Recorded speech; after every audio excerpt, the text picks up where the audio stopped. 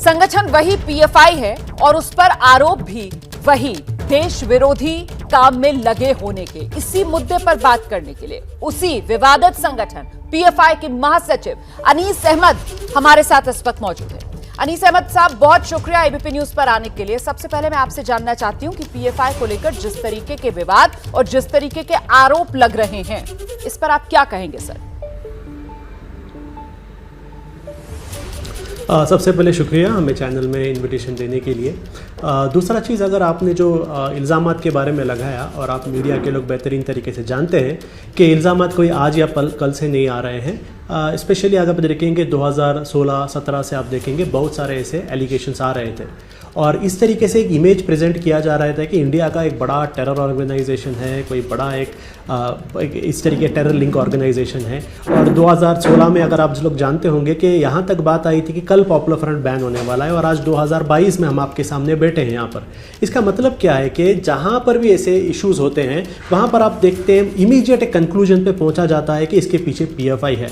मैं एग्जाम्पल्स बताता हूँ आपको। अभी हाल ही में रामनवमी इशू के वक्त आपको पता होगा बहुत सारे मीडिया हाउसेज ने कहा था कि खरौली में पीएफआई है। क्या हुआ? वहाँ के एसपी ने आकर क्या नो पीएफआई लिंक। खरगोन में बीजेपी के लीडर्स ने कहा और चंद मीडिया हाउसेज ने भी कहा कि खरगोन में भी पीएफआई लिंक है। क्या हुआ? वहाँ पर कोई भी पीएफआई इशू सामने नहीं आया। कानपुर दंगों में भी आपने देखा पीएफआई का नाम लाया गया, में बात कर रहे हैं। मैं इस वक्त पुलिस रिमांड के आधार पर आपसे सवाल कर रही हूँ। अगर हम इस तरीके की बात करेंगे सर, तो क्योंकि समय सीमित है ना सर, तो जो वेरीफाइड जानकारी है आप उस पर जवाब दे दीजिए। जो बिहार में हो रहा है फुलवारी शरीफ में, आप कहिए कि वो पीएफआई से लिंक नहीं है। वो पीएफआई से लिंक्ड है या नहीं है? तेलंगाना में ये 4 लोग जिनकी रिमांड की कॉपी मेरे हाथ में है, आप बताइए पीएफआई से लिंक्ड है या नहीं है? बात खत्म, बताइए ना। ये दोनों केसेस जो निजामाबाद और फुलवारी शरीफ का ये फैब्रिकेटेड केसेस है, इसका फुल क्लैरिफिकेशन पॉपुलर फ्रंट ने दिया है। बिहार में जो केस है, ये केस में जो पेपर्स वहाँ पर मिले थे वो पेपर पूरा का पूरा फैब्रिकेटेड केसेस था। जिस हाउस ओनर के बेटे ने वीडियो भी वायरल कर दिया है कि पुलिस जब वहाँ पर आई थी रेड के बाद, पुलिस जाने के वक्त पुलिस के पास कोई पेपर नहीं थे। ये पेपर जो था, जो एक 2047 इस्लामी हुकूमत का एक पेपर बताया मुझे और क्लैरिटी दीजिए। आपको पता होना चाहिए। सर, मुझे थोड़ी सी क्लैरिटी दीजिए। आपने मुझे क्लैरिटी दीजिए। चलिए फुलवारी शरीफ से ही बात शुरू करती हूँ। जी, मैं ये जानना चाहती हूँ आप क्या कह रहे हैं जब आप फैब्रिकेटेड केसेस की बात कर रहे हैं, तो आप क्या कहना चाह रहे हैं? वो जो आरोपी पकड़े गए हैं उनका पीएफआई से कोई लेना देना नहीं, या फिर आप ये कह रहे हैं कि उनको झूठे आरोप में फंसाया जा रहा है? फैब्रिकेटेड का मतलब क्या है? क्लैरिटी दीजिए प्लीज। 2 पॉइंट है इसके अंदर। जो पहले 2 लोगों को अरेस्ट किया गया था, जिसमें जलालुद्दीन थे और उसके बाद अतर परवेज थे, ये दोनों पीएफआई के मेंबर नहीं थे, नंबर 1। नंबर 2, उसके बाद जो रिमांड रिपोर्ट है, उस एफआईआर है, एफआईआर में उन्होंने क्या किया, पूरे बिहार के पॉपुलर फ्रंट ऑफ इंडिया के लीडर्स का नाम उसमें ऐड किया। उन लोगों का भी नाम ऐड किया जो लोग पुलिस स्टेशन गए थे, जो लोग पुलिस स्टेशन एक दिन पहले गए थे, जो लॉयर्स, नूरुद्दीन को आप जानते हैं, जो नूरुद्दीन का नाम ऐड किया गया था। कल उसके फैमिली वालों ने प्रेस कॉन्फ्रेंस करके बताया है कि नूरुद्दीन पुलिस स्टेशन खुद गया था एफआईआर पूछने के लिए। पहला चीज, अगर मैं सही समझी हूं तो मैं आपकी बात को दोहराना चाहती हूं। एक सेकंड अनीस साहब, आप ये कह रहे हैं कि फुलवारी शरीफ के जो पहले 2 आरोपी थे, जिसमें जलालुद्दीन और अतर परवेज, आप कह रहे हैं जलालुद्दीन और अतर परवेज ये पीएफआई के सदस्य नहीं है? आप ये कह रहे हैं सर इनका पीएफआई से कोई लेना देना नहीं है? करेक्ट, ये दोनों पीएफआई के मेंबर नहीं थे। करेक्ट, इसमें कोई दो राय नहीं है। अब मैं आपके दूसरे सवाल का जवाब देता हूं, जो आपने कहा डॉक्यूमेंटेशन का। वो डॉक्यूमेंटेशन जो आपने कहा कि वहाँ पर एक डॉक्यूमेंट मिला है इस्लामी राष्ट्र बनाने का, मैं आपने अगर ये रिमांड रिपोर्ट पढ़ा है तो मैं आपसे रिक्वेस्ट करता हूँ और एक चार्जशीट भी आप पढ़िए। वो चार्जशीट यूपी में बस्ती का एक केस था 2020 या 21 का। ये सेम डॉक्यूमेंट आप देखेंगे, वहां पर भी बताया गया था कि ऐसा एक डॉक्यूमेंट मिला है। यानी एक डॉक्यूमेंट जो यूपी के एक चार्जशीट में होती है 2020 में, वही चार्जशीट बिहार में मिलती है। इसका मतलब क्या है? इसका मतलब चार्जशीट पहले ही रेडी था, डॉक्यूमेंट पहले ही रेडी था, किसे अरेस्ट करना है पहले रेडी था, एक कंप्लीट फैब्रिकेटेड केस बनाया है। और हम 100% श्योर है ये केस कहीं पर भी कोर्ट में टिकने वाला नहीं, क्योंकि पुलिस की नैरेटिव इसमें चेंज होते गई है। मैं आपको अभी, आप रिमांड रिपोर्ट को इतना कोट कर रहे हैं, मैं आपको बताता हूं। सबसे पहले पुलिस ने क्या कहा? पहले पुलिस ने कहा एक टेरर कैंप चल रहा है। फिर पुलिस ने अपना नरेशन चेंज किया। एसएसपी ने आके कहा कि यहाँ पर मोदी विजिट से लिंक है। उसके बाद एसएसपी ने वापस कहा मोदी विजिट के साथ इसका कुछ लेना देना नहीं। उसके बाद आप फाइनल वर्जन उनका क्या है? नहीं, कोई वहाँ पर मार्शल आर्ट का ट्रेनिंग चल रहा था। भाई है क्या? टेरर ट्रेनिंग से मार्शल आर्ट ट्रेनिंग पर पहुंच गए? अगर टेरर ट्रेनिंग है, पुलिस कर क्या रही थी? हम वही सवाल पूछ रहे हैं। देखिए, मैं यही सवाल बार बार पूछ रहा था पुलिस से और मीडिया से भी, क्यों पुलिस के रिपोर्ट को स्क्रूटिनाइज नहीं किया जा रहा है? पुलिस का जो केसेस, जो रिपोर्ट के अंदर बहुत सारे जो फ्लॉज हैं, उस फ्लॉज को क्वेश्चन क्यों नहीं पूछा जा रहा है? पुलिस कह रही है पॉपुलर फ्रंट एक ऐसी एक संगठन, आप ही ने कहा लेकिन अनीश जी, आप जिस तरीके से यहाँ पर पुलिस को कटघरे में खड़ा कर रहे हैं सर, तो मतलब सारे राज्यों की पुलिस जो है वो पीएफआई के पीछे हाथ धोकर पड़ गई है। मतलब सारे राज्यों की पुलिस मिली हुई है, आप पीएफआई वाले दूध के धुले हैं।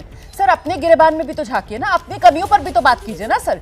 क्यों अगर कहीं दंगा होता है तो वहां पर पीएफआई का हाथ सामने निकल कर आ जाता है? क्यों पीएफआई से जुड़े लोग जो हैं वो देश विरोधी गतिविधियों में शामिल हैं, इस तरीके के आरोप लगते हैं? इस पर तो जवाब देना होगा ना आपको। आप मुझे एक देश विरोधी एक्टिविटी बताइए जिसमें पीएफआई का नाम आ रहा है, बताइए थोड़ा। मैंने तो ये रिमांड आपको दिखा दी। देश विरोध का आप मतलब एक क्या कह है? रहे हैं, आप एक कह रहे हैं यहाँ पर वॉर अगेंस्ट द नेशन। हाँ, वॉर अगेंस्ट, देश विरोध का मतलब होता है वॉर अगेंस्ट द नेशन। तो सर वो 2047 में कस्बा हिंद बना देंगे, 2023 से डायरेक्ट जिहाद शुरू कर देंगे, ये क्या है? ये वॉर अगेंस्ट द नेशन नहीं है तो और क्या है? हम तो डेमोक्रेसी है ना, लोकतंत्र है ना, यहाँ तो मुस्लिम देश बनाने का सपना देखा जा रहा है सर। ये आरोप लगाए जा रहे हैं, ये सामने आ रही है ना तथ्य, इसी पर मैं आपसे बात कर रही हूँ सर। देखिए आपको मैं बताता हूं जी, एक व्हाइट पेपर पर कुछ भी लिखकर पॉपुलर फ्रंट ने पब्लिश किया है बताने से आप लोग मान लेंगे उसे? अगर कल मैं ऐसा एक व्हाइट पब्लिश पेपर प्रिंट करके बता देता हूं कि फला फला आदमी ने किया, लोग मानेंगे? क्यों सवाल नहीं कर रहे हैं? अगर पॉपुलर फ्रंट ने उसको पब्लिश किया होता, अगर पॉपुलर फ्रंट ने उसको प्रिंट किया होता, क्या कहीं पर भी पॉपुलर फ्रंट ने इस किताब को डिस्ट्रीब्यूट किया? पुलिस के पास एविडेंस है? कोई भी एक व्हाइट पेपर पर एक प्रिंट लेके आके पॉपुलर फ्रंट को असाइन किया जाता है? देखिए, हम एक चीज क्लियर जान लीजिए, मैं आपको बताता हूं। आप ही ने कहा है प्रोग्राम के शुरू में कि आज इंडिया में सबसे ज्यादा सर्वेलेंस रहने वाला संगठन पॉपुलर फ्रंट है, सबसे ज्यादा पुलिस इंटेलिजेंस सबका मॉनिटरिंग रहने वाला संगठन पॉपुलर फ्रंट है। इतना मॉनिटरिंग रहने वाला एक संगठन पूरे इंडिया में जाके दंगे करता है, तो इंटेलिजेंस क्या कर रही है, पुलिस क्या कर रही है? क्या उन्हें ये सारी चीज होने के बाद पता चलता है? वो खुद ही कह रहे हैं ना, हम पॉपुलर फ्रंट के मेंबर्स के फोन टैप किए हैं, हमने पॉपुलर फ्रंट के लीडर्स के फोन टैप किए हैं। ये सब करने के बाद क्या पॉपुलर फ्रंट बेवकूफ है? इतना मॉनिटरिंग के बाद खुद जाकर दंगे करेंगे? और बिहार पुलिस का आप देखिए, इतना मजाक की बात है, बिहार की पुलिस कह रही है कि प्राइम मिनिस्टर बिहार आ रहे थे, पटना आ रहे थे। प्राइम मिनिस्टर एक सिटी में जब जाते हैं, वहां का सिक्योरिटी हाईएस्ट लेवल का होना है, और खुद पुलिस कहती है हमारे नाक के नीचे टेरर काम चल रहा था। क्या मजाक है? तो पुलिस कर क्या रही थी? पुलिस को आप सवाल पूछिए, ये क्यों पुलिस से सवाल नहीं पूछा जाता है? उनके वर्जन को आंख बंद करके क्यों माना जाता है? और एक चीज बताता हूं, पुलिस के वर्जन को जो है अल्टीमेट सच मत मानिए। यही वो पुलिस था जिसने नरेंद्र मोदी और अमित शाह के ऊपर भी केस डाला था, 20 साल के बाद जाके क्लीन चिट मिला है। तो पुलिस के वर्जन को हमेशा सही मानना है तो हर पुलिस के वर्जन को सही मानना है, सिर्फ पीएफआई के खिलाफ के पुलिस वर्जन को सही नहीं आप अपना वर्जन रखिए, आप अपने संगठन की बात कीजिए, आप बताइए आज एबीपी न्यूज के माध्यम से देश को कि आखिरकार पीएफआई ये संगठन क्या है, इस पर जो देश विरोधी गतिविधियों में शामिल होने के आरोप लगते हैं, इसकी सच्चाई क्या है? आप क्या हैं? पीएफआई खुद को कैसे देखता है? क्या आप खुद को देशभक्त संगठन कहते हैं? क्या हैं आप? बताइए ना। पॉपुलर फ्रंट ऑफ इंडिया एक रजिस्टर्ड ऑर्गेनाइजेशन है। पॉपुलर फ्रंट ऑफ इंडिया हर साल इनकम टैक्स में पैसा देती है। पॉपुलर फ्रंट ऑफ इंडिया मुसलमानों के अंदर, मुसलमानों का जो पिछड़े तबकात हैं उनके एम्पावरमेंट के लिए काम करने वाला एक संगठन है। पॉपुलर फ्रंट ऑफ इंडिया जब भी इंडिया के अंदर हमारे जो भी दस्तूरी और कॉन्स्टिट्यूशनल हक को, कोई भी सरकार हो, या बीजेपी की सरकार हो, उससे पहले यूपीए की सरकार हो, जब भी कोई कॉन्स्टिट्यूशनल राइट्स का एक छीनने की कोशिश होती है या उसके खिलाफ पॉलिसीज आती है, popular front protection of civil rights की बात करने वाली एक संगठन है। और दूसरा चीज, पॉपुलर फ्रंट वेरी क्लियरली कहता है कि आरएसएस और हिंदुत्व जो एक आइडियोलॉजी है, ये हमारे देश के संविधान के खिलाफ है। इसलिए जिस आइडियोलॉजी के खिलाफ हम बात कर रहे हैं, आज उन आइडियोलॉजी के लोगों के हाथ में हुकूमत आ गई है, तो आप क्या एक्सपेक्ट करते हैं? जब उनके अंदर हुकूमत आती है, ईडी को हमारे पीछे भेजेंगे, एनआईए को हमारे पीछे भेजेंगे, इनकम टैक्स को हमारे पीछे भेजेंगे। और सिर्फ पीएफआई नहीं है, अगर आप देखेंगे आज इंडिया में बचा कौन है? कांग्रेस ईडी के ऑफिस में घूम रहे हैं, एनसीपी के लोग ईडी ऑफिस में घूम रहे हैं, यहीं पर ही है, आम आदमी पार्टी के लोग घूम रहे हैं। क्या दिक्कत यही है? जिस तरीके से आप एक नजरिए के साथ एक रंग में रंगने की बात कर देते हैं और हिंदू विरोध, एक तरीके से हिंदू विरोध में आप इतनी ज्यादा अपनी आंखें बंद कर लेते हैं कि आप आरएसएस को, बीजेपी को देश विरोधी कहने लगते हैं। सर, ये जो विचारधारा है, जब आप इसका प्रचार प्रसार करते हैं, देखिए, तो क्या इसे देश हित में कहा जाएगा? फिर तो इसे देश विरोधी कहा जाएगा ना सर। पहला चीज, क्या पॉपुलर फ्रंट ने कहीं पर भी हिंदू धर्म के खिलाफ कुछ कहा है? क्या ऑन रिकॉर्ड आप बता सकते हैं? पॉपुलर फ्रंट ऑफ इंडिया का पॉलिसी, हम किसी भी धर्म के खिलाफ बात नहीं करते, नंबर 1। नंबर 2, हिंदुत्व और हिंदू में आपको फर्क नहीं लगता, हमें फर्क लगता है, क्योंकि हिंदुत्व जो है एक पॉलिटिकल आइडियोलॉजी है, और एक पॉलिटिकल आइडियोलॉजी को क्रिटिसाइज करने से आप किसी धर्म को क्रिटिसाइज नहीं करते। नंबर 3, आरएसएस को आप लोग अगर सर्टिफिकेट देंगे नेशनलिस्ट संगठन का, हम तो नहीं देंगे, क्योंकि यही आरएसएस है जो 3 बार बैन हो चुकी है, हम बैन नहीं हुए। यही आरएसएस है जिसका लिंक गोडसे के साथ था, पीएफआई के साथ लिंक नहीं था। यही आरएसएस थे जिनके लोगों को एनआईए, एटीएस ने टेरर इश्यूज में इंक्वायरी किया था और चार्जशीट में इनके नाम थे। यही आरएसएस है जिनके ऊपर 240 मर्डर केसेस है सिर्फ केरला के अंदर।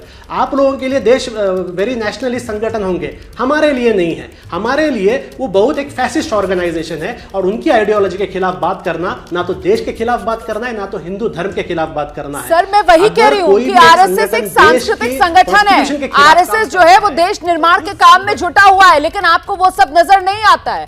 आप अपने नजरिए से किसी भी संगठन को इस तरीके से देखते हैं और दो समुदाय में फिर नफरत भरने का काम करते हैं अपने इन जहरीले बयानों से, जिस तरीके की बातें आप आज एबीपी न्यूज पर बैठकर कर रहे हैं। सर देखिए, यहां पर आरएसएस के कोई स्पोर्ट्स पर्सन नहीं है, वरना मैं उनसे पूछता, एक काम बताइए जो देश के डेवलपमेंट के लिए आरएसएस ने किया है। एक काम बताइए जो उन्होंने देश की आजादी के लिए किया है। देश की आजादी के वक्त तो पूरे छुपे हुए थे। हिस्ट्री बुक पढ़ लीजिए, बंच ऑफ हिस्ट्री बुक मत पढ़िए, फिर इल्जाम लगेगा मुसलमानों ने लिखा। बंच ऑफ थॉट पढ़िए, किसने लिखा? एमएस गोवालकर ने लिखा। We are nation with define पढ़िए, किसने लिखा? एमएस गोवालकर ने। पढ़िए वो किताब। वो किताबों में क्या है? बड़ा देश डेवलपमेंट है क्या? 100% रेशियल सुप्रीमेसी की बात है। 100% जो हिटलर ने नाजी जर्मनी में यहूदियों के साथ किया था, उसको जस्टिफाई करने की बात वहां पर की जो है वो रजिस्टर्ड ऑर्गेनाइजेशन है। पीएफआई जो है वो दबे कुचलों की मदद करने वाली है। वो सब ढोंग हो गया ना, वो सब ढोंग हो गया। मतलब आपकी बातों से मुझे समझ में आ रहा है कि पीएफआई जो है वो तो आप विचारधारा की लड़ाई लड़ रहे हैं, और आपने इस विचारधारा की लड़ाई में अपना दुश्मन जो है वो आरएसएस को बना लिया है, और उसी के खिलाफ आप ये लड़ाई लड़ रहे हैं। आप यही मैसेज दे रहे हैं अपनी बातों से। देखिए, हमारे दुश्मन कोई एक संगठन नहीं है। हमारे दुश्मन हर वो विचारधारा है जो हमारे देश के कॉन्स्टिट्यूशन के खिलाफ है। अगर आरएसएस की विचारधारा देश के कॉन्स्टिट्यूशन के खिलाफ है, अगर वो लोग इंडिया की जो एक प्लूरलिस्टिक सोसाइटी को नहीं मान रहे, इसका मतलब वो देश के कॉन्स्टिट्यूशन के खिलाफ है, तो हम उनकी मुखालिफत करेंगे ही। दूसरी चीज मैं आपको बताता हूं, इसके अंदर इंडिया में पॉलिटिकल डिफरेंसेस तो होते ही रहते हैं। आप बताइए, क्या कांग्रेस और बीजेपी के अंदर आइडियोलॉजिकल डिफरेंसेस नहीं है? क्या आइडियोलॉजिकल डिफरेंसेस हो, सर आइडियोलॉजिकल डिफरेंसेस हो, पॉलिटिकल डिफरेंसेस हो, लेकिन ये डिफरेंसेस जो है वो हिंसक रूप ना लेना। यहां तो जब हिंसा होती है, जब दंगे होते हैं, तो पीछे से पीएफआई का नाम सामने निकल कर आता है। सारी दिक्कत तो ये है ना सर, लोकतंत्र में हिंसा को तो जगह नहीं दी जा सकती है ना। बहुत बेहतरीन बात आपने कहा, बहुत बेहतरीन बात आपने कहा। मैं चाहता हूं यही बात को लेकर आप थोड़े केरला के पिछले 30 साल का हिस्ट्री देख लीजिए, जहां पर सीपीएम की लेफ्टिस्ट आइडियोलॉजी और आरएसएस की हिंदुत्व आइडियोलॉजी की वजह से 400 ज्यादा मर्डर हुए हैं। वहां पर ये अप्लाई नहीं होता क्या?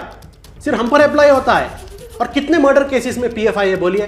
अगर आप कंपेयर भी करेंगे, हम 0.1% भी नहीं रहेंगे।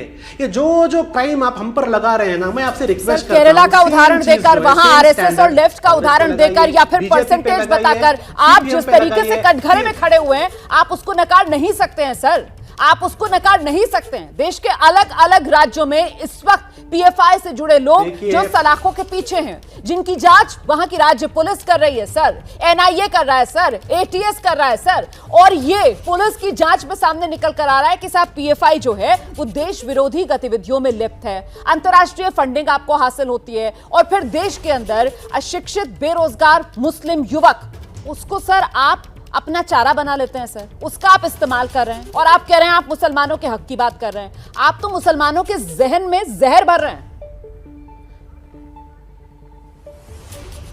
देखिए, वो आपको शायद लगता होगा क्योंकि हम किसी भी धर्म के खिलाफ जहन नहीं पढ़ रहे, नंबर 1।